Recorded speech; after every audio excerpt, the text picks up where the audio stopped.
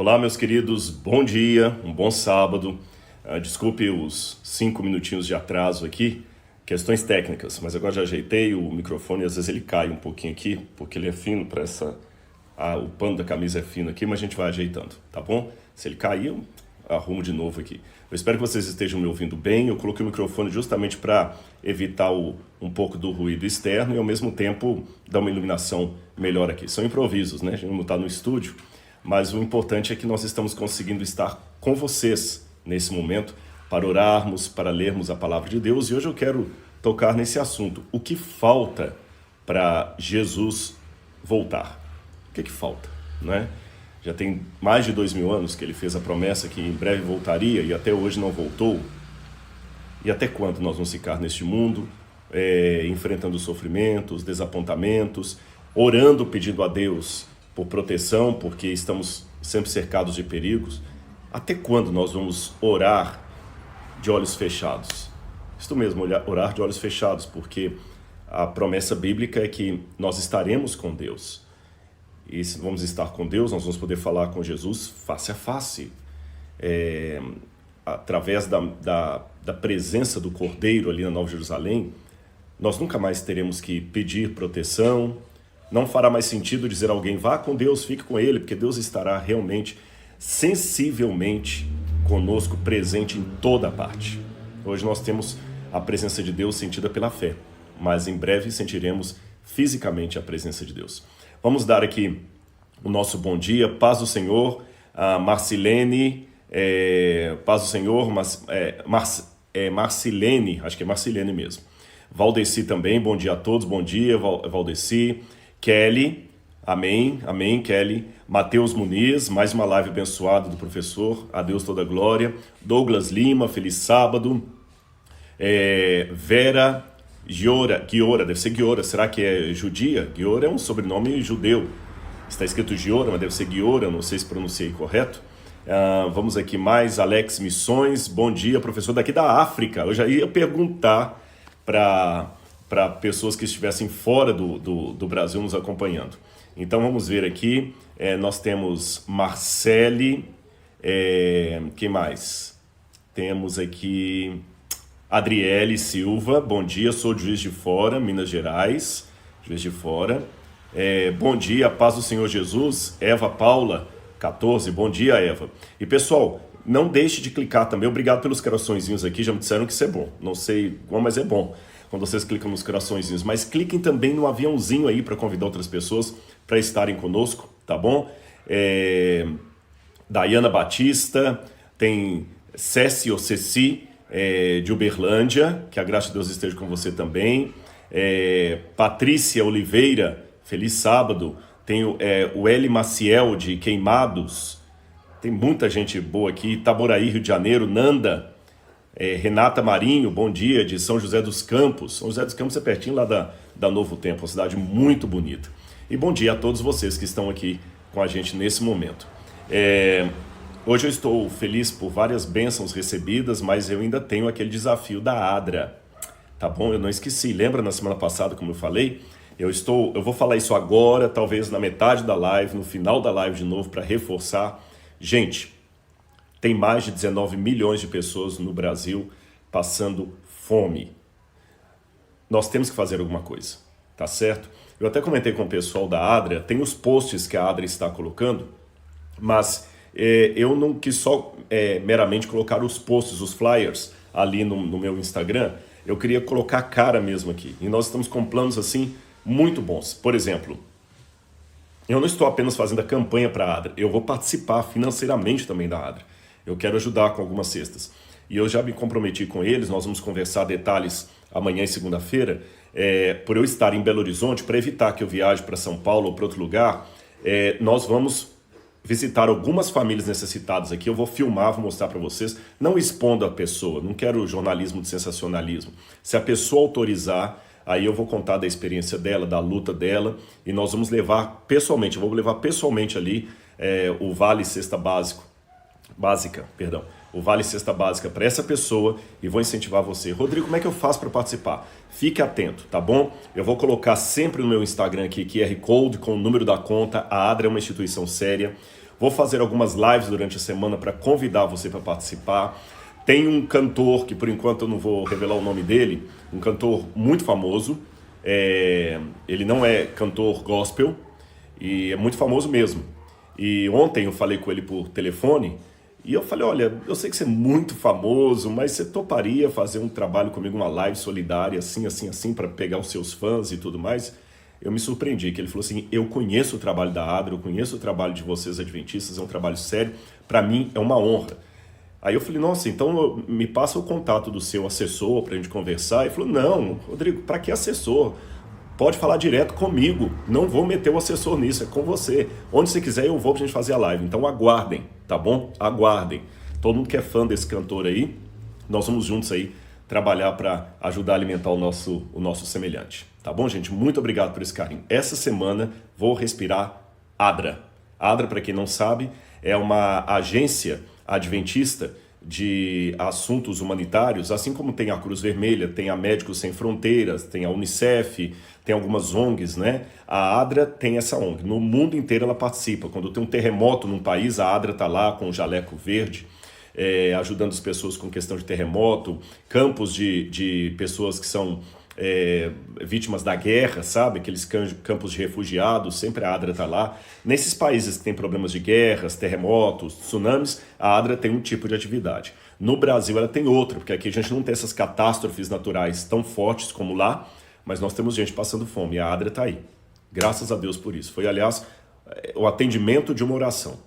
Porque eu falei com vocês na semana passada como eu fiquei com vergonha de mim mesmo. Você está aqui me seguindo no Instagram, muita gente está seguindo o meu canal, está inscrito no meu canal, e eu podia movimentar toda essa gente aí para ajudarmos de maneira conjunta a mitigar um pouco da fome no mundo, tá bom? Então convide seus amigos aí, aperte no aviãozinho, que eu vou orar e a gente vai começar a ler a palavra de Deus, hoje falando o que falta para Jesus voltar.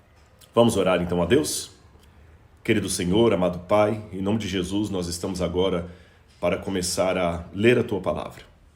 Que o Teu Espírito esteja conosco, que o Teu Espírito fale ao nosso coração e ajuda-nos, Senhor, a amar o nosso semelhante, como o Senhor mesmo nos amou, e amar a Ti, Deus Criador, acima de todas as coisas.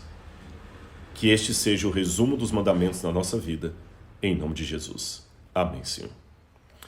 Muito bem, meus queridos. A breve volta de Jesus, eu vou desligar aqui os comentários, mas uma vez obrigado a todos que estão com a gente aqui, viu? Vamos ver aqui, desativar os comentários, muito bem. Mas continua enviando o aviãozinho para convidar as pessoas. A promessa da segunda vinda de Cristo é um dos assuntos mais repetidos na Bíblia Sagrada. Há mais de 2.000 e tantas referências diretas ou indiretas à volta de Jesus ao juízo final em toda a Bíblia, tanto no Antigo como no Novo Testamento. Mesmo antes de Cristo vir ao mundo na pessoa de Jesus, já havia os profetas falando do grande dia do Senhor. Aliás, tem algumas expressões na Bíblia, eis que vem o dia do Senhor, e não se refere ao dia de guarda, o sábado.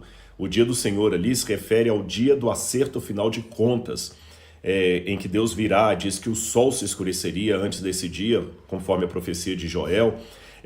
Vem o Senhor e não guarda silêncio. Tem muitas passagens da Bíblia que falam do dia do acerto final de contas, do acerto de contas, o acerto final. E quando chegamos no Novo Testamento, Jesus coincide com o acerto final das contas com o dia da sua vinda a esse mundo. Só que algumas coisas nos confundem ali na Bíblia. Em primeiro lugar, que lá fala, Jesus em breve voltará. Quão breve é esse breve? Eu confesso para vocês uma certa frustração teológica particular. Frustração. Eu não disse falta de fé, uma perda de esperança, nem muito menos uma dúvida com relação às promessas bíblicas. Mas é uma frustração, que você vai entender.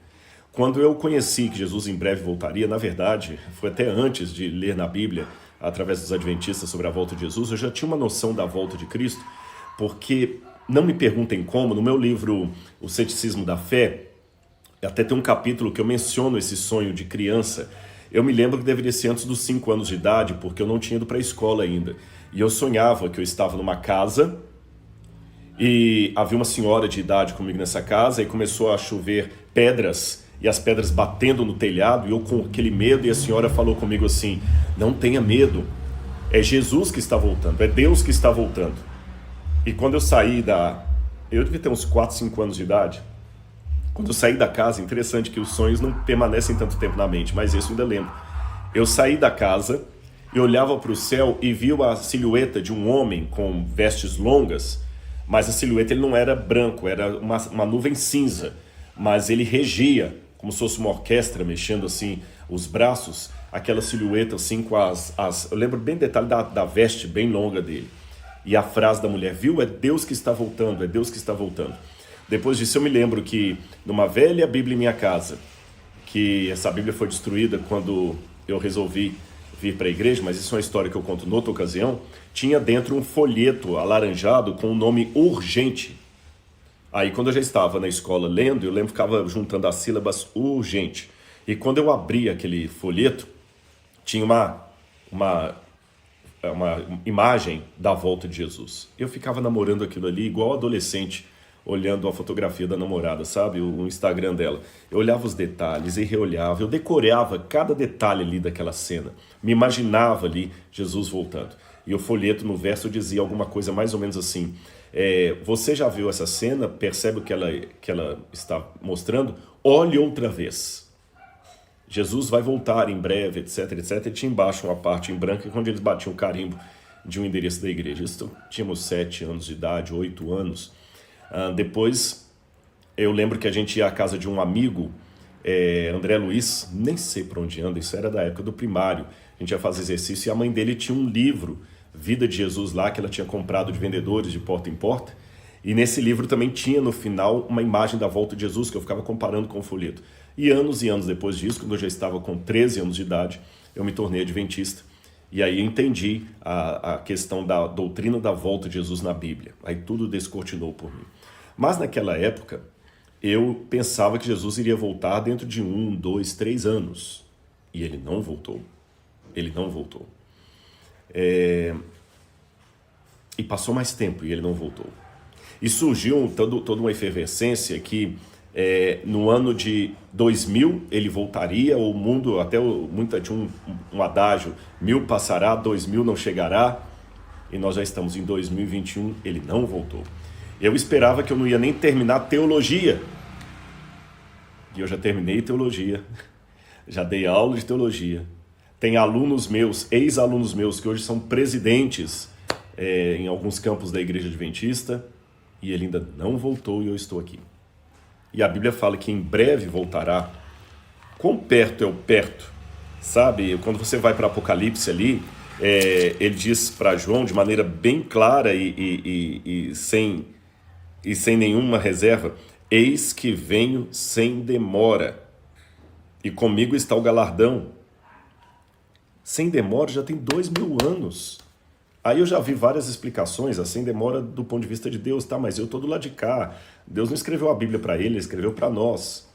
Até que eu entendi, alguns também apegam muito a questão dos sinais, eu vou entrar neles daqui a pouquinho. Até que eu entendi que essa expressão sem demora na Bíblia, ela não é uma expressão necessariamente cronológica, mas qualitativa. Como assim, Rodrigo? Não entendi. Eu vou ilustrar e você vai entender. Tem uma fotografia que às vezes eu uso quando eu falo isso em palestra, que mostra uma pedra bem pontuda, assim como está a minha mão aqui, e uma outra pedra enorme por cima dela, como está a Bíblia em cima da minha mão. Tá certo assim, ó. E a erosão está acontecendo aqui. É fato, dizem os geólogos, que essa pedra de cima cairá a qualquer momento. Mas os próprios geólogos dizem que aquela pedra que está apoiada na outra está prestes a cair, mas ela pode ficar 1000 anos sem cair. Ela ficou até agora, pode ficar mais 1000 anos sem cair, ou pode cair a qualquer momento. Quando eu ouvi isso e li sobre essa história, eu falei, nossa, eu nunca queria ter uma casa construída ali, embaixo daquela pedra. Mas alguém pode falar, não, mas o geólogo falou que ela pode ficar ainda 1000 anos intacta. Sim, mas o geólogo falou que ela também pode cair a qualquer momento. Este é um a qualquer momento não cronológico, mas qualitativo. Não significa que a pedra vai cair amanhã cedo, não é uma coisa que dá para marcar no relógio. mas significa que a qualquer momento ela pode cair. Sem contar que, do ponto de vista individual, a volta de Jesus pode acontecer para mim agora, se eu morrer. Porque a partir do momento que eu morrer, a Bíblia fala que será no abrir e fechar de olhos, e eu já vou alcançar a ressurreição. A primeira, que é a dos justos, ou a última lá depois do milênio, que é a dos ímpios. Então temos que estar preparados para a volta de Jesus. A qualquer momento ele pode voltar. Tá, Rodrigo, a qualquer momento, mas ainda assim o nosso coração está em angústia. Eu estou falando para pessoas aqui que de repente estão enterrando um ente querido hoje. Você deve estar agora, você entrou agora acidentalmente no Instagram e começou a pegar essa mensagem, e agora eu quero falar com você. Você deve estar assim: Rodrigo, nesse momento eu acabei de receber a notícia que meu tio, meu pai, meu primo, meu filho precisa ser entubado e não há vaga para ele em hospital da região, eu estou desesperado. O que eu faço? Eu nem sei porque que eu estou aqui assistindo isso, eu devia estar correndo, tentando ligar para um lugar e para o outro. Deixa eu falar uma coisa para você. A esperança da volta de Jesus não é uma coisa inócua. Ela tem sentido. Ele vai voltar. Tá, e por que ele ainda não voltou? O que falta? Bom, vamos abrir a Bíblia comigo no Evangelho de Lucas, capítulo 21. A primeira coisa que eu me chama a atenção quando eu leio o capítulo de Lucas capítulo 21, é que Lucas fala, por exemplo, no verso 10. Nação se levantará contra nação, reino contra reino, haverá grandes terremotos, epidemias e fome em vários lugares, coisas espantosas e também grandes sinais vindos do céu. Realmente é o que nós estamos vendo agora: terremotos, grandes terremotos, epidemias, ó, o Covid aí, coisas espantosas. E isso tudo Jesus começou a contar respondendo a uma pergunta dos discípulos, que no verso 5, quando eles estavam vendo o templo, eles disseram assim: alguns falavam a respeito do templo, como estava ornado de belas pedras e dádivas. Então Jesus lhes disse: vocês estão vendo essas coisas? Virão dias em que não ficará pedra sobre pedra que não seja derrubada. Perguntaram a Jesus: mestre, quando será isto? E que sinal haverá quando essas coisas estiverem para acontecer? Aí Lucas apresenta as respostas de Jesus. Quando você vai para Marcos capítulo 12, o mesmo texto também é repetido. E também em Mateus capítulo 24, que se tornou o mais famoso dos 3 relatos da volta de Jesus. Aí alguém pode estar me perguntando do outro lado: espera aí, Rodrigo, para só um pouquinho, para, senão nem vou continuar ouvindo sua mensagem. Eu já não caio mais nessa de pegar a passagem da Bíblia sobre epidemia e falar que isso é sinal seguro de que Jesus em breve voltará. Sabe por quê? Você leu aqui epidemias e já lembrou do Covid. Mas se eu estivesse lendo essa Bíblia na Idade Média, eu leria epidemia e já apontaria para a febre negra, para a peste negra. Você sabe, a peste negra foi aquela doença vinda da urina do rato, da leptospirose, mas não tinham sido ainda não tinha entendido a razão dela, e milhões de pessoas morreram na Europa na Idade Média por causa da peste negra. Se eu estivesse lendo Lucas na época 21, na época da Idade Média, eu ia olhar para a peste negra e falar assim: olha, Jesus está perto de voltar, porque realmente tem uma peste aí. Se eu estivesse, uma epidemia, se eu estivesse lendo isso aqui na época da gripe espanhola, eu também estaria falando: ó, Jesus está perto de voltar, porque falou que ia ter epidemias. Se eu estivesse lendo na época do século XVIII, 1755, quando todo mundo estava assombrado com um grande terremoto de Lisboa, olha, haverá grandes terremotos, Jesus vai voltar a qualquer momento, porque tem terremoto. Só que o terremoto de Lisboa foi no século XVIII, nós estamos no século XXI, e ele não voltou ainda. A peste negra ficou séculos no passado e ele não voltou ainda. Então quem te garante que eu apontar terremotos, guerras e falsos profetas hoje também, indicação que Jesus em breve voltará? Essas coisas sempre existiram. É verdade. Mas para responder justamente a esta pergunta, que vem a ênfase que Mateus dá, que é ligeiramente distinta da ênfase de Marcos e de Lucas. Quando eu digo ligeiramente distinta, eu não digo contraditória, não há contradição na Bíblia, mas é uma ênfase, um outro prisma do mesmo objeto, tá certo? Se você tiver uma Bíblia aí, abra comigo para você ver uma coisa que acontece. Mateus capítulo 24, a mesma coisa, os discípulos saem, Jesus fala que o templo seria destruído de Jerusalém, e eles perguntam, Senhor, quando será essas coisas, ou seja, a destruição do templo, e que sinal haverá da tua vinda? É interessante que eles não perguntam que sinais haverá da tua vinda, eles perguntam que sinal haverá da tua vinda. Aí Jesus viu que os discípulos estavam achando que a destruição de Jerusalém e a segunda vinda deles seriam a mesma coisa. Então, para não desanimá-los, ele deu exemplos de cada um dos acontecimentos, mas no mesmo discurso. Mas a primeira palavra que Jesus começa dizendo é a seguinte. Capítulo 24 de Mateus, verso 4. Tenham cuidado, que ninguém os engane. Então, cuidado. Não se deixe enganar. Por quê? Porque virão muitos em meu nome. Então, antes que eu volte, virão muitos dizendo que são eles. Virão muitos em meu nome dizendo, eu sou o Cristo. Agora tem um monte de gente pedindo para eu comentar de um sujeito aí de Israel que está se proclamando o Messias, mas isso é fake news. Eu não fui atrás disso porque é fake news. Em Israel ninguém está falando disso, ninguém está dando uma bola para esse negócio de Messias. Não tem nada a ver. Gente, são milhões de judeus ao redor do mundo. Se tiver um louco aí falando, eu sou o Messias, e juntar 20 em torno dele, não significa que Israel agora reconheceu que o Messias voltou.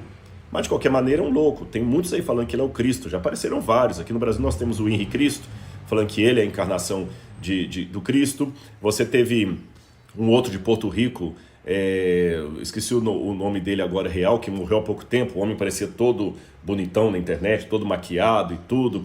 Tem um monte de falso Cristo e falsos profetas também, pessoas arrebatando as pessoas. Mas só que ele falou, cuidado, não deixa ninguém enganar vocês não. E ele continua dizendo, porque muitos virão em meu nome dizendo, eu sou o Cristo, e enganarão a muitos. Agora que tem. E vocês ouvirão falar de guerras e rumores de guerras. Fiquem atentos e não se assustem, porque é necessário que isto aconteça. Mas ainda não é o fim. Percebeu? Mas ainda não é o fim. Essa ênfase aqui que eu gostaria de dar para vocês. As guerras não são um sinal seguro de que Jesus está perto de voltar. Porque ele falou, ainda não é o fim. E ele continua dizendo, porque nação se levantará contra nação e reino contra reino. Haverá fomes e terremotos em vários lugares. Porém, todas essas coisas são o princípio das dores. Gente, eu vou fazer uma autocrítica para vocês da Igreja Adventista, a igreja que eu pertenço. Ela tem uma característica teológica que, por um lado, é uma grande bênção, por outro, se não for bem trabalhada, pode se tornar um problema para a igreja. Qual característica? A Igreja Adventista ela nasceu num contexto de pregação apocalíptica. Um dia eu posso explicar isso para vocês. Muita gente fala assim, os adventistas, sugiro que Ellen White profetizou que Jesus voltaria em 1844, falsa profetisa, ele não voltou. Desculpa, não tem nada a ver isso. Você pode até não concordar com a igreja, mas não fale o que não é verdade, tá bom? Quando houve o desapontamento de 1844, participaram aqueles que no futuro se tornariam adventistas, mas não existia a Igreja Adventista. Quem se decepcionou em 1844 foram cristãos americanos, maioria protestantes, porque havia alguns católicos no meio, mas a maioria protestantes. Então o desapontamento de 1844 foi um desapontamento das igrejas protestantes, porque Guilherme Miller era batista. E junto com ele havia um grupo enorme de metodistas, episcopais, luteranos, Christian Connection, que é uma igreja que só tinha nos Estados Unidos, outros ramos ali menores, até Quakers. Então foi um movimento que juntou um monte de, quase 2 milhões de pessoas só de protestantes. Não havia igreja adventista. Mas Rodrigo, mas fala que era o desapontamento dos adventistas. É porque aquele grupo foi apelidado de adventista, porque adventista vem de adventus. Adventus, advenit, aquele que está por vir, no latim. Então adventista é aquele que está esperando aquele que está por vir, aquele que está esperando o advento, a volta de Jesus. Eles foram apelidados de milleritas e de adventistas. Tá certo? Porque eles estavam esperando a volta de Jesus. mas não existia igreja adventista. Então, quando você fala assim, tchau, o desapontamento de 1844 da igreja adventista, está errado. O desapontamento de 1844 dos protestantes dos Estados Unidos e um grupo de católicos também que estava juntos ali. Essa que é a realidade, não estou puxando sardinha, tá certo? Depois desse desapontamento, é que um grupo vai, alguns voltam para a igreja matriz, outros ficam sem rumo, e um grupo resolve estudar a Bíblia para ver onde eles erraram e chegam à conclusão que o erro estava em determinada interpretação de Guilherme Miller, e aí fundaram a Igreja Adventista do Sétimo Dia, da qual Guilherme Miller nunca fez parte. Ponto. Registrado isso, a Igreja Adventista nasceu num contexto apocalíptico. Eles nasceram do desapontamento de achar que Jesus voltaria em 1844 e não voltou. Como o cristianismo também nasceu de um desapontamento, o cristianismo acreditava, os apóstolos acreditavam que Jesus seria aquele Messias que ia vir com o exército, ia mandar embora os romanos, ia emplacar Israel como o centro do mundo. E ele não fez isso, ele morreu crucificado. E o desapontamento foi tão grande que mesmo após a ressurreição de Jesus, quando ele está subindo ao céu, a última coisa que eles ainda perguntam para Jesus é: Senhor, peraí só um pouquinho, antes do Senhor subir, afinal de contas, e as promessas do Antigo Testamento? É nesse tempo que o Senhor vai restaurar o reino a Israel? Olha a pergunta que eles fazem. Quando eles perguntaram: Senhor, é nesse tempo que o Senhor vai restaurar o reino a Israel? Eles não estavam entendendo que era para formar um movimento que ia se chamar Igreja Cristã, cristianismo. Eles entenderam que Jesus deveria cumprir com o judaísmo aquela expectativa messiânica que os judeus tinham. E por alguma razão ele não cumpriu, ele frustrou a expectativa de todo mundo, até de João Batista. Porque quando João Batista foi preso e Jesus aparentemente não fez nada, João Batista mandou 2 discípulos perguntarem a Jesus: escuta, pergunta se é ele mesmo que tinha que vir ou se eu tenho que esperar outro, porque ele não está parecendo aquele que as profecias mostravam. Aliás, eu já uma vez conversando com um rabino em Jerusalém, ali perto do Muro das Lamentações, ele jogou isso na minha cara. Ele falou assim: sabe por que o seu Jesus não pode ser o Messias? Porque as promessas do Antigo Testamento são, ele não fala Antigo Testamento da Tanakh, a gente que fala Antigo Testamento, as promessas das Escrituras são que o Messias, quando viesse, proclamaria a paz mundial. O Messias de vocês não trouxe a paz mundial, as guerras continuaram existindo, ele não restaurou o reino a Israel, ele não cumpriu aquilo que os judeus estão esperando que o Messias cumpra quando ele vier. Então, ele é um falso profeta, ele é um falso Messias. Porque se ele fosse o verdadeiro Messias, ele não cometeria um erro desse de não cumprir as profecias do Antigo Testamento. Eu conversei longamente com ele, a gente terminou amigo e tal ali, mas eu estou mostrando para você que a mesma acusação que eu tenho como adventista, que o adventismo surgiu de um erro, de uma falsa profecia, o cristianismo tem para alguns rabinos também, que nós também é uma falsa profecia. A gente acreditou que Jesus era o Messias, quando viu que ele não era, inventou a história da ressurreição para poder maquiar a situação. E a mesma coisa falam os adventistas, profetizaram Jesus ia voltar, quando erraram, a inventar essa história de santuário celestial. A mesma coisa, tá bom?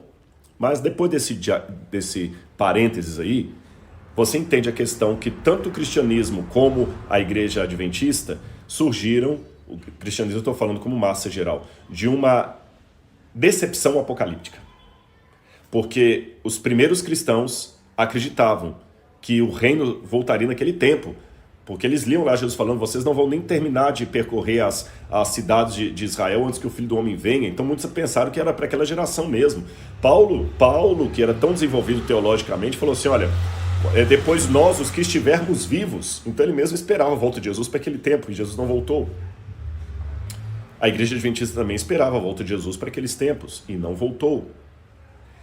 Como a igreja surge nesse ambiente apocalíptico, isso foi por um lado bom, tanto para o cristianismo primitivo quanto para a igreja adventista, porque a iminência da volta de Jesus dá para você um senso de missão, sabe? Aquela questão de urgência, eu tenho que falar. É mais ou menos como uma história que contaram de um tsunami, que a menininha, ela viu quando o mar recuou.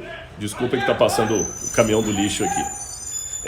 O mar recuou tremendamente, todo mundo achou lindo o mar. Perdão, pessoal, mais uma vez você sabe, né? Ambiente não controlado, é isso aí. Mas eu espero que não desvie a atenção de vocês. Como eu estava falando, uma menina na praia viu que o mar recuou metros e metros, e centenas de metros, e todo mundo achou lindo o mar recuando, e vários peixes diferentes aparecendo e pulando ali no tudo rasinho, E ela lembrou da aula que ela tinha tido em casa com a professora, que aquilo significava que um tsunami estava por vir. Então ela começou a desesperadamente gritar para todo mundo e parece que ela conseguiu salvar a família dela e algumas pessoas. Que ela começou, gente, corre, corre, corre, porque vai vir um tsunami. A sensação daquela menina é a sensação de quem participa de um movimento apocalíptico, que está seguro que Jesus em breve voltará, que o juízo final vai acontecer. Ele não perde tempo. O tsunami está chegando, então eu tenho que levantar e proclamar para todo mundo que ele vai voltar. Isso dá um senso de missão tão grande que a igreja cresceu exponencialmente. Só para você ter uma noção, um grupo teologicamente muito parecido com os adventistas são os batistas do sétimo dia, porque eles também guardam o sábado. Aliás, nós não aprendemos a guardar o sábado por causa de Ellen White. Quem trouxe o sábado para os adventistas foram os batistas do sétimo dia, com Raquel Preston. E naquela época que a igreja adventista surgiu guardando o sábado, os batistas do sétimo dia já tinham até universidade. Eles já tinham até universidade, tinham igrejas bem constituídas, e os adventistas eram uma meia dúzia de gato pingados, acho que uns 4.000 nos Estados Unidos. Mas como os batistas do sétimo dia perderam um pouquinho a ênfase na escatologia, o que é escatologia, Rodrigo? A doutrina do fim do mundo, do juízo final. Como eles perderam um pouquinho essa ênfase, os batistas do sétimo dia encolheram. Eu não sei os números reais do mundo hoje, mas sei que eles não são muitos. E os adventistas hoje são mais de 15 milhões no mundo, se contar com as crianças dá mais de 20 milhões de adventistas. Mais ou menos uns 15 milhões de adultos, 14, 15 milhões eu acho, com mais as crianças aí dá quase 20 milhões de adventistas, talvez, que criança não é contada por não ser batizada ainda, não é? Então são muitos no mundo. O que fez a igreja adventista crescer tanto? Essa ênfase, Jesus em breve voltará, temos que pegar isso ao mundo. Então isso é ótimo. Isso também foi a ênfase do cristianismo primitivo, que sob o batismo do Espírito Santo, começou a pregar que Jesus é o Messias e ele vai voltar, ele vai voltar. Só que quando chegou pelo 4º século da era cristã, o cristianismo perdeu um pouco a ênfase na volta de Jesus. Não perderam a crença que Jesus iria voltar, mas ela se resumiu a um apêndice do credo apostólico. Creio em Deus Pai Todo-Poderoso, Criador dos céus e da terra, creio em Jesus Cristo, seu único Filho, aí ele fala no final que está sentado à direita do poder, de onde há de vir a julgar os vivos e os mortos, que quem é católico conhece. Mas a volta de Jesus ficou agora limitada a um apêndice do credo, não é mais uma proclamação que as pessoas fazem a plenos pulmões. A bem da verdade, tem alguns padres agora da Canção Nova, padre Jonas Abib, que estão pregando com força a volta de Jesus. Mas são minoria. Normalmente, quantos católicos que estão me assistindo aqui que ouvem um padre na missa fazer um sermão sobre a volta de Jesus? Não menciona. Perdeu. E essa perda de referência pela segunda vinda de Cristo faz a igreja se tornar um pouco mais mundana, como dizia o meu ex-professor e falecido padre João Batista Libânio. A igreja troca as catacumbas da perseguição pelos palácios da riqueza. Então é muito importante ter essa ênfase da breve volta de Jesus. Mas ela traz um problema. Se não for bem equilibrada. Qual o problema? É que eu posso ficar tão atento à segunda vinda de Cristo que eu esqueço da vida daqui a agora. Há esse risco. De, na igreja adventista, falarmos tanto assim do anticristo, dos tempos finais, que, por exemplo, numa situação como esta agora, eu tenho 19 milhões de pessoas passando fome no Brasil e eu ficar só falando que Jesus vai voltar. Não, na volta de Jesus não haverá mais isso, na volta de Jesus não haverá mais isso. Olha, Jesus vai voltar porque haverá guerras, terremotos, tá? E a pessoa está lá com fome e eu estou falando com ela que Jesus vai voltar. Tem uma passagem da Bíblia até muito irônica que fala o seguinte, amaldiçoando aquele que o seu irmão vem pedir pão e ele fala, vá em paz. Traduzindo em linguagem de hoje, o meu irmão vem pedir pão e eu falo assim, eu vou orar por você. O irmão está com fome, está com desespero, está precisando do meu apoio e eu estou falando com ele que Jesus em breve voltará porque tem guerras, tem terremotos, tem tudo mais. E Jesus falou que isso tudo não era o fim ainda. Note, não que estas coisas anote isso aqui que é importante. Não que as guerras, os terremotos, os sinais que aparecem aqui em Mateus não representem indícios do que vai acontecer no fim do mundo da volta de Jesus. Ainda são, na minha compreensão, sinais da volta de Jesus. Mas a maneira como Mateus os apresenta era para que a nossa força, a nossa tônica não esteja nesses sinais. Porque senão a gente perde o rumo da história. Fica vivendo só o amanhã sem considerar o hoje. Eu sei que Jesus vai voltar e eu não posso perder esse referencial. Eu já falei disso da Igreja Adventista. E a Igreja Adventista corre o risco de perder esse referencial hoje. Eu falei que ia ser uma autocrítica. Por que eu digo que pode perder esse referencial? Porque, às vezes, muitos adventistas, por já demorar tanto tempo que Jesus não voltou, já estão mais descansados, já não estão em muita pregação mais de Apocalipse 13 em algumas igrejas, exceto série de conferências. Muitos sermões, às vezes, estão virando mais sermão de autoajuda, está esquecendo o referencial. Isso é perigoso. Nós estamos passando por uma crise que pode chegar a vou criar um neologismo aqui, viu? Uma desapocalipsização da igreja. Um palavrão, né? Mas você entendeu o sentido. A perda do referencial apocalíptico da igreja. Mas, como eu falei, era uma autocrítica. Eu tenho que manter viva a chama da crença da volta de Jesus, mas eu não posso deixar que esta chama ofusque o dever do agora. Vou continuar lendo para você. É interessante que Jesus falou que estas coisas não seriam o fim, seriam apenas o princípio das dores.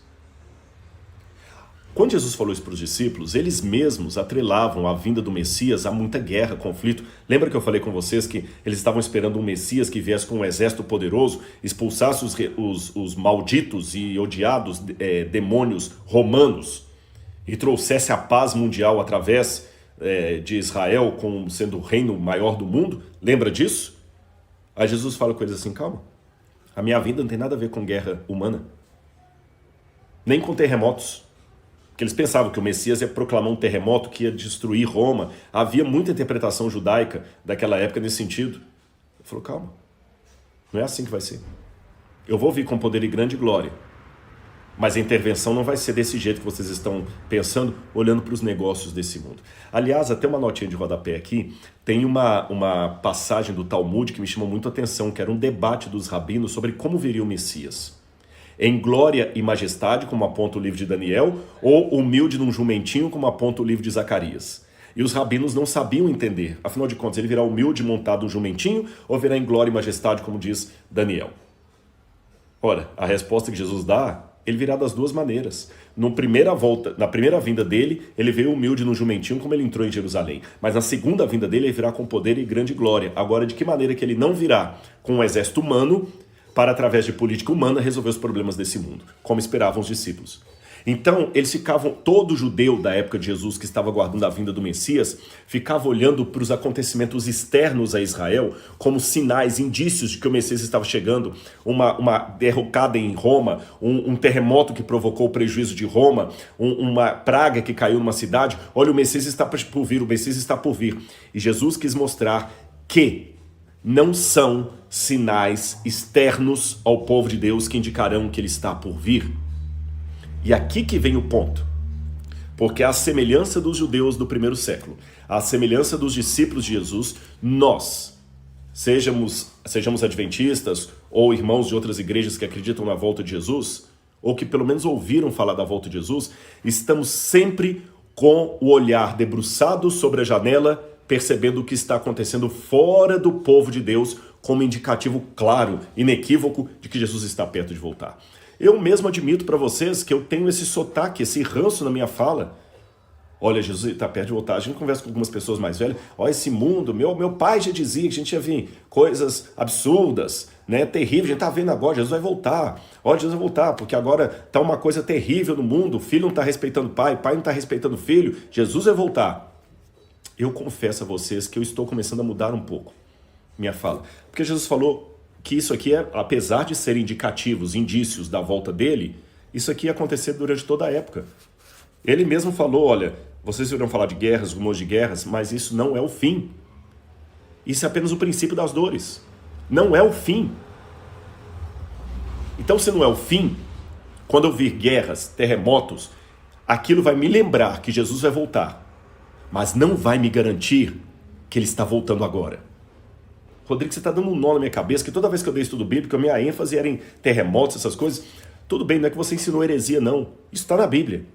Mas a ênfase da brevidade da volta dele não são esses eventos externos. Então a questão não é eu ficar olhando pela janela o que está acontecendo nos Estados Unidos, o que está acontecendo no Vaticano, o que está acontecendo na Bolsa de Valores como indicativo. É lógico, você vai encontrar sermões meus na internet onde eu faço uma leitura sociológica do que está acontecendo no mundo agora e de maneira sociológica eu chego à conclusão que o mundo está realmente preparado agora para que o anticristo assuma o governo mundial. Eu tenho muitos indícios disso. Pela primeira vez, vou dar uns 2 ou 3 aqui para recapitular, mas você pode assistir esses sermões meus, estão aí no meu canal do YouTube, na Igreja Adventista, em algumas semanas de oração que eu fiz sobre o Apocalipse. Eu vou dar alguns sinais para vocês aqui, alguns indícios que me mostram que agora, mais do que nunca na história, o mundo está política e socialmente preparado para que Jesus volte nos próximos anos, no próximo decênio. Quer exemplos? Vamos lá. Sempre houve epidemias no mundo, mas pandemia, no sentido literal da palavra, é a primeira vez. Eu sei que alguém pode falar, Rodrigo, desculpa, tu fala bobagem, não, eu sou médico, há outras pandemias registradas na história, você não fala do que você não sabe. Com todo respeito, pandemia é a primeira vez, eu insisto, e vou explicar por quê. Eu já lecionei história, e a gente falava da Primeira e Segunda Guerra Mundial. Mas, literalmente falando, não foi uma Primeira Guerra Mundial, porque nem todos os países do mundo estavam envolvidos. Nem a Segunda Guerra Mundial foi de fato mundial, apesar de ter esse título. Tá certo? Apesar de ter esse título. O Sudão não participou da Segunda Guerra Mundial. A Nigéria não participou da Segunda Guerra Mundial. O Nepal não participou da Segunda Guerra Mundial. A Índia não participou da Segunda Guerra Mundial. Então a Segunda Guerra Mundial, aliás, ela foi ambientada na Europa. O Brasil mandou expedicionários para a Segunda Guerra Mundial, mas aqui não teve uma bomba que caiu aqui. Tem uma história mal contada de um navio que foi torpedeado lá em Recife, que acham que eram alemães, etc. Mas, de qualquer maneira, nenhum cidadão brasileiro teve que ter uma casa derrubada por uma bomba que caiu do céu. Então a Segunda Guerra Mundial não foi de fato mundial. E quando eu vou ao dicionário, eu descubro que a diferença de epidemia para pandemia é que a epidemia é regional, a pandemia é mundial. E pela primeira vez na história, eu tenho uma tragédia que é de fato mundial. Não houve um país que ficou sem usar máscara. Não houve um país que ficou numa situação confortável que dispensasse o uso da vacina ou dos remédios. O Irã está tendo a crise do Covid e a África do Sul também. E o Afeganistão também. E o Iraque também. E Israel também. Estados Unidos também. Luxemburgo também. Países ricos, países pobres, países inimigos. Todo mundo está aqui. O discurso é para todos. Agora a gente está falando assim, pois é, gente, o ebola que aconteceu lá na África. Não, eu estou falando do Covid que aconteceu na minha rua. E que o meu amigo que mora em Israel também está falando que lá em Israel agora parece que vão liberar o uso de máscaras a partir de amanhã. Ou seja, agora eu estou falando de uma pandemia literal. Segunda coisa que é característica desse mundo. Agora, pela primeira vez na história, está se desenhando uma ideia de uma economia mundial. Por mais que os de esquerda não gostem dos de direita, os de direita não apreciem os de esquerda, não gostem também, por mais que uns prefiram o presidente Trump, por mais que outros prefiram o Biden, por mais que alguns sejam católicos, outros protestantes, por mais que alguns sejam muçulmanos e outros judeus, não interessa. Ainda que o Irã queira odiar Israel e tenha o domínio do petróleo junto com a Arábia Saudita, não interessa. Ou o mundo unifica a economia dele ou vai rachar. Não é questão de quem gosta ou não gosta, não tem outro jeito. É o que tem. Então, realmente, agora nós temos o caminho preparado para um governo único, mesmo que o de esquerda continue de esquerda, o de direita, o comunista continue comunista, o socialista socialista, o capitalista capitalista, o liberal capitalista, não interessa. Tem que ter uma agenda única. O mundo não suporta mais do jeito que está. O reset não é teoria da conspiração. O reset está para acontecer. Então, gente, eu olhando para o mundo, essa é a ênfase que eu dou nos sermões, o mundo tem realmente um cenário prontinho para que o anticristo previsto em Apocalipse 13 comece a atuar. Eu tenho certeza acadêmica disso. de estudo. Agora, preste atenção, que agora que vem o ponto principal. Se o que eu vou revelar daqui a pouquinho não acontecer, sabe o que pode ocorrer? Deus vai suspender esse processo, não vai permitir que ele vá avante, e daqui a 150 anos, alguém que estiver vivo no meu lugar vai estar apontando para outra realidade e achando que é ali que está perto da volta de Jesus. Sabe por que eu digo isso? Eu espero que seja claro para vocês onde é que eu estou querendo chegar. Quando o povo de Israel foi liberto com mão poderosa de Deus do Egito, Canaã já estava pronta para recebê-los. Eles podiam chegar em Canaã com 40 dias, ou até menos. Menos. Um mês e pouco, eles chegaram em Canaã. Tranquilos. Então, se eu fosse olhar com linguagem profética ou apocalíptica o que aconteceu, depois de séculos como escravos no Egito, chegou o momento em que Deus poderia agir, e ele agiu. Ele trouxe Moisés, deu as pragas, olha os sinais da libertação. Imagine agora o êxodo como sendo uma espécie de volta de Jesus para os hebreus do Egito, tá bom? Vamos imaginar assim. O êxodo, a libertação, é a volta de Jesus para eles. Antes ali, o que aconteceu? O faraó assume, Moisés volta do deserto, tudo pronto, volta do deserto. As pragas caem, faraó não se arrepende, não muda a cabeça dele. Deus tira o povo, abre o mar vermelho, gente, que é sinal mais lindo do que isso, abre o mar vermelho, o povo passa a pé seco. Do outro lado, o mar se fecha, mata faraó, todo o seu exército, e o povo então caminha. Era ou não era o tempo, socialmente falando, propício para conquistar em Canaã? Claro que era. Mas se era o tempo, por que demorou 40 anos a ponto de matar toda aquela geração? Porque o povo saiu do Egito, mas o Egito não saiu deles. O povo estava por demais confiado nos sinais externos. Olha, acho que agora a libertação está chegando. Eu posso imaginar dois hebreus conversando no Egito. A libertação está chegando. Por quê? Porque agora Moisés chegou. Aí o outro falou, não, é verdade. Os egípcios estão lá desesperados, com piolhos que eles não estão mais aguentando. E o outro, aí você ficou sabendo do que aconteceu no Nilo lá? Diz que uma parte do Nilo lá está toda em sangue. Eles não conseguem beber água lá, tem que trazer água de fora. Nossa, a libertação está chegando. A ênfase era grande. E a certeza também. Mas qual o erro? Estavam por demais olhando pela janela o que estava acontecendo no Egito e esqueceram de olhar o que estava acontecendo dentro do povo hebreu. Então, embora profeticamente eles tinham condições de já estar na terra prometida em um mês, precisaram 40 anos para que isso acontecesse. Fazendo um paralelo, a mesma coisa hoje. Esses eventos que eu dei para vocês aqui de globalização, de mundo unificado, me indicam que nós estamos como os hebreus ali na Páscoa. Estamos na iminência de Jesus voltar. Eu acho que pode acontecer em qualquer momento. Mas se eu ficar demais olhando pela janela o que acontece no Egito e não observar o que acontece aqui dentro, pode ser que mesmo libertos, a gente ainda fique 40 anos vagando nesse deserto do mundo e Jesus não voltou. Posso continuar a leitura do texto para vocês? Olha aqui, depois que ele falou que aquilo era princípio das dores, ele falou, vocês serão entregues para serem maltratados, eles os matarão, vocês serão odiados de todas as nações por causa do meu nome. E o que as pessoas mais querem hoje é ser odiadas por causa do nome de Jesus, não é? No passado, a pessoa tinha que escolher entre a vida e Jesus. Hoje eu tenho que escolher entre o glamour do Instagram e Jesus. Porque hoje muitos entregam Jesus não por causa da vida, só por causa de uma vaidade.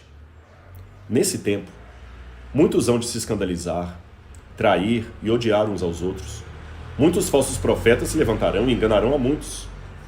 E por se multiplicar a iniquidade, meus filhos, o amor se esfriará de quase todos. Aquele, porém, que ficar firme até o fim, este será salvo. E será pregado o evangelho do reino em testemunho a todas as nações. Então virá o fim. Perdão, eu saltei uma parte. Então será pregado esse evangelho do reino por todo o mundo, em testemunho a todas as nações, então virá o fim. Muita gente que é missionária deve estar falando um amém aí do outro lado, mas eu quero também te pedir uma atenção. a gente fica por demais preso ao verso 14. O evangelho será pregado a todo mundo em testemunho de todas as nações. Então tem que dar muito estudo bíblico, eu tenho que distribuir muito livro da Novo Tempo, eu tenho que distribuir muita revista, eu tenho que convidar as pessoas a assistirem. Mas vem cá, esse versículo aqui isolado, ele não diz muita coisa. Antes de Jesus falar que o evangelho seria pregado a todo mundo, ele diz que o amor se esfriaria de quase todos. Quase todos. Não de todos. Aqueles que vão cumprir Mateus capítulo 24, verso 14, de pregar o evangelho, tem que estar entre aqueles que não terão seu amor resfriado. E como não ter o amor resfriado? É interessante que depois que Jesus descreve a volta dele, se você virar a página e for até o final do capítulo 24 e o capítulo 25, você vai ver que Jesus conta algumas parábolas que ilustram o tempo da volta dele. E a primeira parábola que ele conta aqui é a parábola do servo fiel e do servo mau. Ele fala de um senhor que foi embora e encarregou seus servos de cuidar, mas o servo falava, o senhor logo virá, e começou a espancar os seus amigos. Ou seja, servos que à espera do seu senhor não tratavam bem os seus irmãos. Aí diz, virá o senhor daquele servo em dia e hora que não espera. Onde vai acontecer essa parábola dos servos? Não pode ser no mundo, é no povo de Deus. Olha, a parábola é dos servos fiéis e infiéis. Quem está no mundão, que não quer saber de espiritualidade, de Deus, nem de Bíblia, nem nada, não pode falar que ele é servo, ele não quer ser servo. A realidade de servos é uma realidade interna do povo de Deus, não externa. Depois Jesus contou outra parábola, a parábola das 10 virgens. As 10 virgens também não representam o mundo político, social, o mundo extra, o povo de Deus. As virgens representam o povo de Deus. Depois ele fala da parábola dos talentos. E novamente, a parábola dos talentos refere-se a quem? Quem são os servos que recebem talentos? É o mundo de maneira generalizada? Não, é o povo de Deus. Então você vê que Jesus não contou nenhuma parábola aqui falando dos governos, dos políticos, das nações. São parábolas relacionadas ao que acontecerá dentro do povo de Deus. Ou seja, o que Jesus quis dizer? Se o povo de Deus não se amar, não se unir e não buscar a presença do Espírito Santo para pregar o Evangelho, esses outros sinais aqui não significam nada. Percebeu? Vou repetir para você e não me tome por um herege. Não adianta nada você... deixa eu pegar um pouco d'água aqui só. Obrigado. Não adianta nada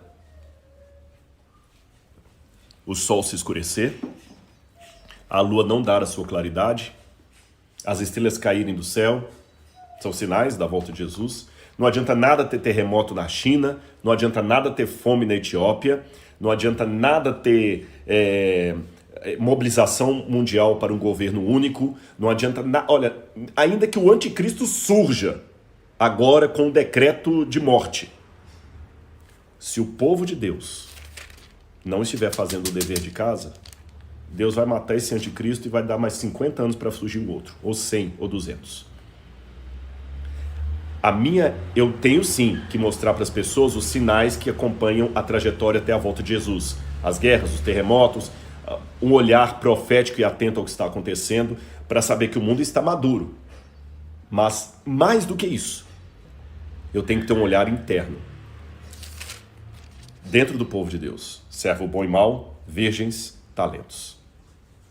Somente quando o povo de Deus fizer o dever de casa, aí ele repete, no final do capítulo 25, a cena da volta dele com um grande julgamento.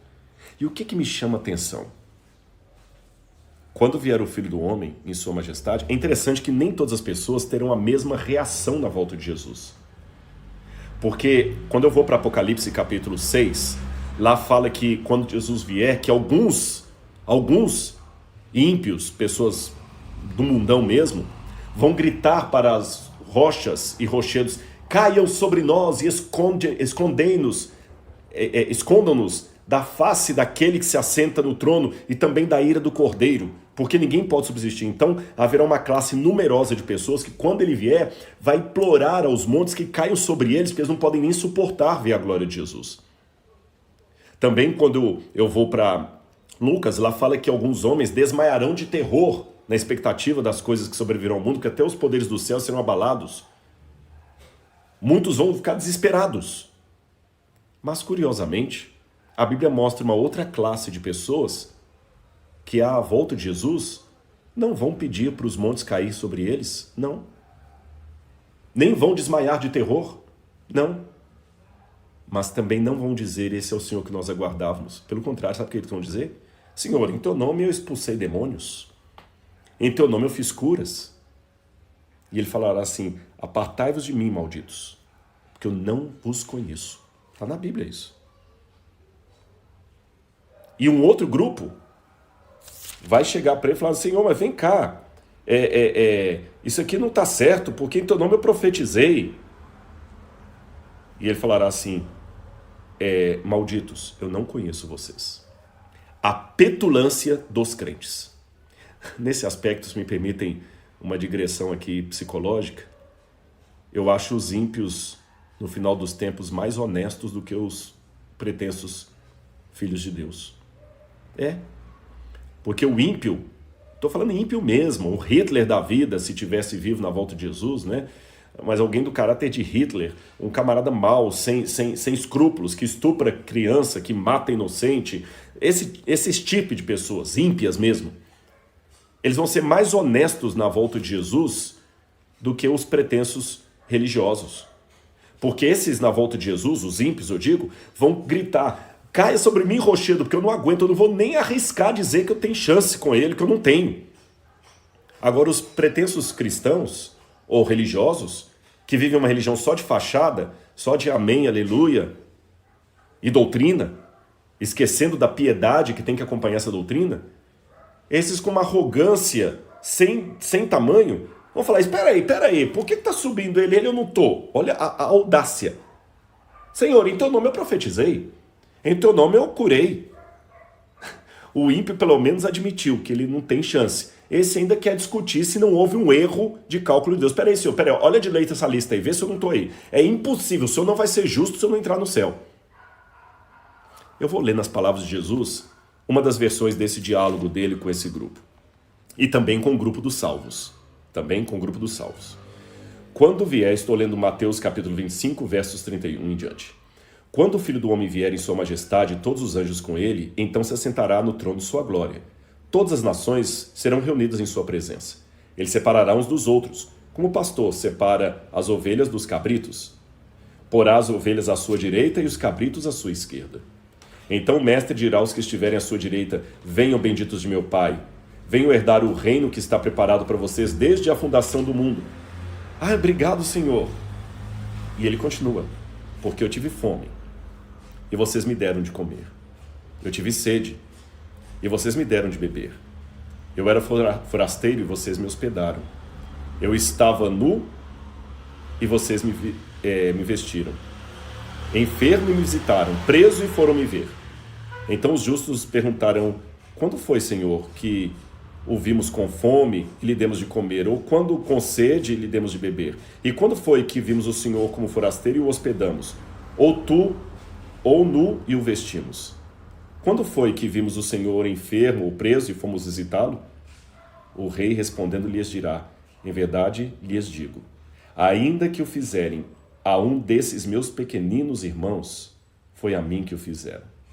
Então o rei dirá também aos que estiverem à sua esquerda, afastai-vos de mim, malditos, para o fogo eterno, preparado para o diabo e seus anjos, porque eu tive fome e vocês não me deram de comer, tive sede e vocês não me deram de beber, estive sendo forasteiro e vocês não me hospedaram, estando nu vocês não me vestiram, achando-me enfermo e preso vocês não foram me ver. E eles perguntarão, quando foi que vimos o Senhor com fome, com sede, forasteiro, ou nu, ou enfermo, ou preso, e não o socorremos?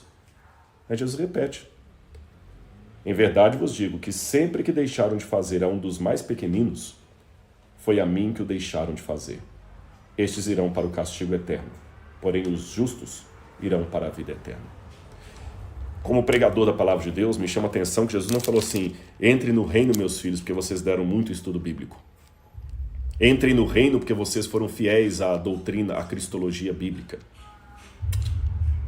Então quer dizer, Rodrigo, que eu posso deixar de pregar a palavra e ser herege? Não, de jeito nenhum.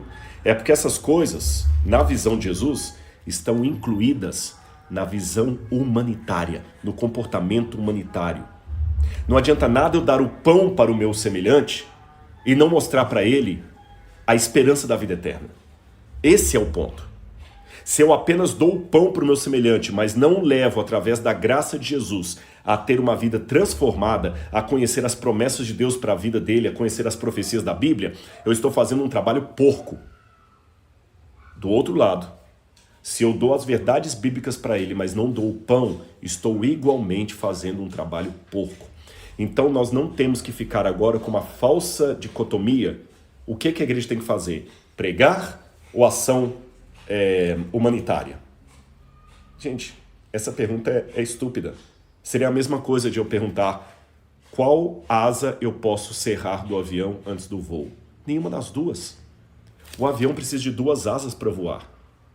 E a igreja precisa de 2 ações para alçar voo: evangelismo e trabalho humanitário. Qualquer matéria sobre eclesiologia que negue uma dessas asas não alcança voo. E o combustível para colocar esse avião no céu chama-se batismo com o Espírito Santo. Então é jejum, é oração. Dia 1º de maio a Igreja Adventista está proclamando um jejum em todo o Brasil. E nós temos que jejuar pelo nosso país. E nesse jejum não é jejum só para a prosperidade do país, não. Temos que jejuar pedindo a Deus perdão e misericórdia para os nossos pecados. Batismo com o Espírito Santo. E o batismo com o Espírito Santo é só o combustível. Mas o avião que a gente tem que colocar no ar tem que ter 2 asas: pregação do evangelho e ação humanitária. Esse é o ponto. Esse é o ponto, meus irmãos. É por isso que Jesus ainda não voltou. Não é que as profecias ainda demoram muito para cumprir. Para com esse discurso. Não, Jesus não voltou porque é muito difícil levantar hoje um governo único no mundo. Esquece. Tá bom? Estou falando com vocês do ponto de vista sociológico. O mundo hoje tem condições políticas, sociais e de crises para que as cenas finais do Apocalipse aconteçam em nossos dias. Já começou. Nem vou colocar no futuro. Já começou. O Covid-19 vai ser um divisor d'águas. A vinda do 5G, que vai controlar todo mundo, é outra. Isso aqui não é teoria da conspiração, não. Eu sei o que estou falando, tá bom? Não estou lendo só revista de banca, não. Eu estou falando de artigos indexados. Gente que está vendo realmente que o mundo precisa de um reset. Economistas que estão prevendo como é que será o futuro do mundo. Tá tudo pronto. Mas, se dentro da igreja nós não apresentarmos condições de maturidade espiritual para recebermos a chuva serôdia, o batismo com o Espírito Santo e começar em primeiro lugar a nos amar e amar o nosso semelhante, nada feito. Daqui a 200 anos vai estar outro no meu lugar falando a mesma coisa e alguns duvidando, falando assim: esses adventistas desde o século 21 já falavam que Jesus ia voltar, nós estamos no século 23 e não voltou ainda. Eu acabei de sair do Egito. Eu não quero ficar 40 anos no deserto. Posso ler uma última passagem para vocês? Eu quero ler um texto aqui de Apocalipse que muita gente às vezes entende de uma maneira um pouquinho equivocada. No Evidências da TV Novo Tempo eu explico melhor isso aqui. Quando Jesus abre o 5º selo no Apocalipse, que são eventos que antecedem a volta de Jesus, João vê os mártires que morreram por causa da palavra de Deus. E esses mártires questionam: até quando, ó soberano Senhor, santo e verdadeiro, não julgas nem vingas o nosso sangue dos que se habitam sobre a terra? Aí a resposta: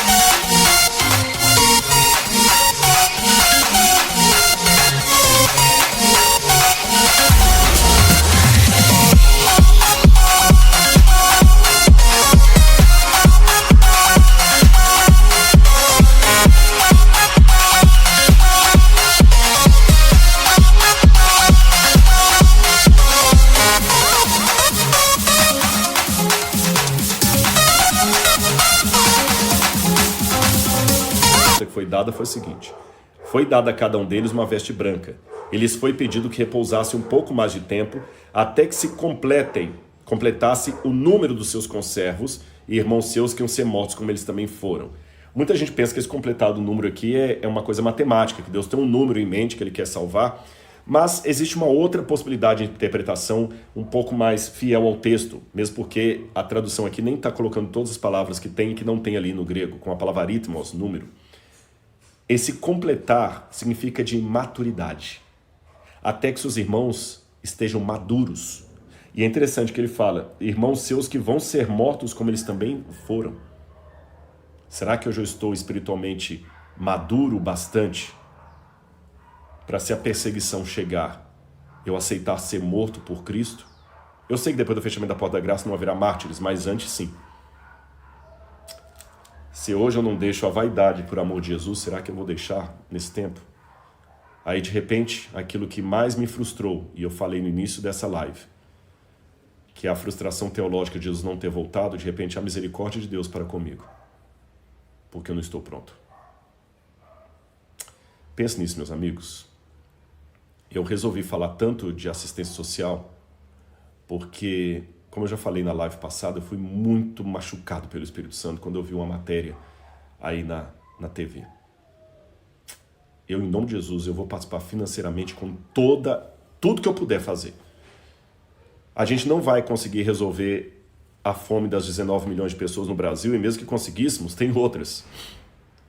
Mas sabe aquela velha história do menininho que ficava jogando estrelinhas no mar? Né? E um velho viu, por que você está jogando as estrelinhas na água, meu filho? Ah, porque o sol, elas vêm para cá para a praia, o sol racha, elas morrem aqui, então eu jogo na água para elas voltarem. E o velhinho falou assim, mas tem milhões de estrelinhas do mar aqui na areia, você não vai conseguir resolver a vida de todas. Ele falou, o senhor tem razão, mas fala isso para essa aqui. E jogou na água. Eu não vou conseguir resolver o problema da fome dos 19 milhões no Brasil. Mas se pelo menos uma família eu conseguir, e conseguir não de maneira desdenhosa, porque eu fiz o mínimo, porque eu fiz o meu máximo, vai valer a pena. Tá bom? Eu posso não ser um empresário tão rico, mas se dentro das minhas posses eu faço o que aquele empresário que é benemérito faz, então está bem. Eu tenho uma pessoa que eu admiro demais, que é o Dr. Milton Afonso. Já ajudou mais de 60 mil alunos a estudar. Mais de 60 mil. Eu não tenho o dinheiro que ele tinha, que ele tem, aliás, dono da Golden Cross, helicóptero, fazendas, tudo. Mas dentro daquilo que eu tenho, eu posso ajudar como ele ajuda. Tem muita gente que é muito pródigo e me pede, você tem o contato do Dr. Milton que eu quero conseguir uma bolsa. Com quanto você vai entrar? Com quanto você vai entrar? Ah, que eu tô apertado, rico também fica apertado, meu amigo. Ou você pensa que só porque o camarada é dono da Golden Cross e tem um helicóptero, ele nunca ficou apertado? Lógico, eu conheço a família, eles também ficam apertados, rico também fica apertado. É um aperto diferente do nosso, mas também é apertado. O que você está fazendo pelo seu semelhante? Então, em nome de Jesus, essa semana eu vou respirar Adra. Vou falar da volta dele, mas eu quero contribuir para dar o pão ao meu semelhante. Porque eu amo Deus acima de tudo. E como eu amo Deus acima de tudo, ele mandou que eu também amasse o meu próximo como a mim mesmo. Então, como extensão do amor que eu tenho por ele, eu quero ter a extensão do amor pelo meu próximo. Porque quebra de relacionamento vertical é quebra de relacionamento horizontal. Eu não tenho como ser íntimo de todo mundo, vocês imaginem. Com tantos inscritos no canal, não tem como eu sair distribuindo o meu WhatsApp para todo mundo, para aconselhar todo mundo, não dá para eu fazer isso. Mas dentro do meu universo, dá para eu fazer alguma coisa. E eu acho que é isso que você tem que tentar hoje, tá certo? Eu vou, depois dessa live, eu vou colocar um banner com QR Code, com a conta eu não sei se é Bradesco, qual que é o banco que eles usam, a conta da Adra, e você já pode começar a depositar ali. Essa semana toda eu vou pedir dinheiro para a Adra, porque não é para a Adra, é para ajudar as pessoas, tá bom? Se depois dessa live você sentir no seu coração, você já vai lá, vai abrir o seu QR Code, faz o depósito. Aí alguém deve estar falando assim, Rodrigo, mas é sábado, hoje é sábado. Ah, é sábado. É verdade, eu guardo o sábado. Mas eu tenho um problema, porque o mesmo Deus que mandou eu guardar o sábado falou que é lícito fazer o bem aos sábados. Entenderam? O mesmo Deus que mandou eu guardar o sábado falou que se o boi cair no buraco de sábado, pode tirá-lo. Então ele também pode curar uma mulher doente na sinagoga no sábado. Então eu respeito a sua opinião, mas eu no sábado, para esse fim, eu faço um depósito na agência bancária, se for o caso. Porque eu não vou esperar até amanhã não, porque eu posso esperar para depositar segunda-feira ou terça, mas quem está com fome, ele quer dormir hoje comendo alguma coisa. E nós precisamos montar esses cartões aí para dar a cesta básica, tá certo? Então, faça o depósito hoje e essa semana toda você vai me ouvir falando isso. Eu quero incomodar você através do Espírito Santo, porque eu quero ver Jesus voltando. E eu quero pregar o Evangelho e eu quero ajudar meu semelhante naquilo que for possível. O que falta para Jesus voltar? O que falta acontecer na minha vida e na sua. Aí ele vai voltar. Ele precisa disso aqui para movimentar os governos do mundo e preparar o cenário final. Pense nisso, meu amigo. Porque, terminando essa fala aqui, quero dizer, até aproximo mais do celular aqui, do fundo do meu coração, eu não quero mais orar por ninguém no hospital. Não é uma coisa que eu faço com prazer. Eu não quero mais visitar alguém que acabou de perder um ente querido. Não é algo que eu faço com prazer. Eu não quero mais ter medo. Eu não quero mais ver gente chorando como talvez alguém está chorando aí do outro lado. Eu quero ver Jesus. Ensinaram-me que ele vai voltar. Está demorando, mas eu vou continuar esperando. Quer esperar comigo? Quer se aprontar para a volta de Jesus como servo bom e fiel? Pense nisso. Eu vou orar por você agora. Oremos. Amado Senhor, em nome de Jesus, nesse momento eu despeço dessa live pedindo a unção do Teu Santo Espírito para fazermos o Teu trabalho. Dá-nos a chuva serôdia, Senhor. Prepara o nosso coração, dá-nos consagração, amor pelas almas, para pregar as verdades bíblicas a todo mundo e também dar o pão ao nosso semelhante, o abrigo, o abraço, o conforto. Porque nós te amamos, Senhor, e queremos que o Teu amor em nós possa espalhar pelo mundo. Pois é em Teu nome que nós fazemos esta prece. Amém, Senhor. Um beijo no coração de todos, que a graça de Jesus esteja com cada um de vocês. Muito obrigado.